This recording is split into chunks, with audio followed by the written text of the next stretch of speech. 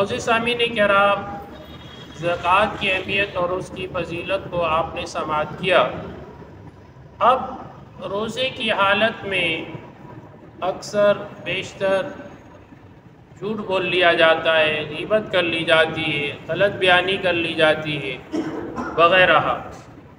تو کیا اس سے روزہ ٹوٹ جاتا ہے یا نہیں؟ تو یاد رکھیں، روزہ تو اس سے نہیں ٹوٹتا، لیکن روزے کی جو اصل روحانیت ہوتی ہے وہ کھو جاتے ہیں، وہ ختم ہو جاتی ہے۔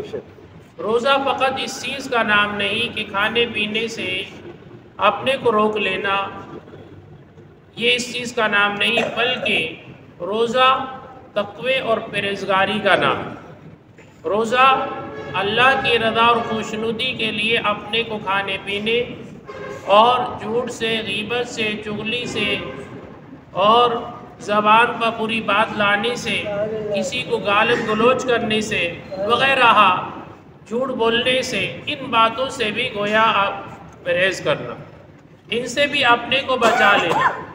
اب جھوٹ کتنا برا عمل ہے، حضرت علی شیر خدا رضی اللہ تعالی عنہ فرماتے ہیں کہ سب سے خطا کار چیز جھوٹ بولنے والی زبان ہے، یعنی جو جھوٹ بولا جاتا ہے یہ سب سے بڑا خطا کار شخص ہے۔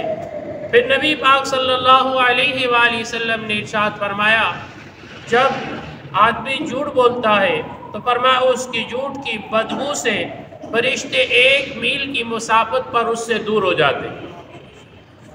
پھر ارشاد فرمایا، آج عیسیٰ علیہ السلام فرماتے ہیں جھوٹ بولنے والے کا حسن ختم ہو جاتا ہے۔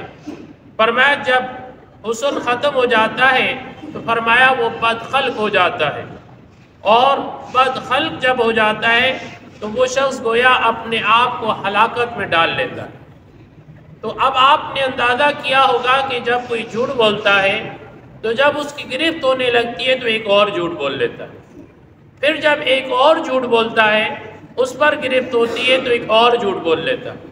کوئی ایسا نہیں تھا ایسے تھا، ایسے نہیں تھا ویسے تھا، یہ ایسے ویسے کر کر کے بہت سارے جھوٹ گویا کہ بول کر اپنے آپ کو ہلاکت میں ڈال لیتا۔ نبی پاک صلی اللہ علیہ وآلہ وسلم کے ارشاد پاک فرمایا کہ سچائی نیکی کی جانب رہنمائی کرتی ہے، اور اس کی یہ نیکی گویا جنت کی طرف رہنمائی کرتی ہے۔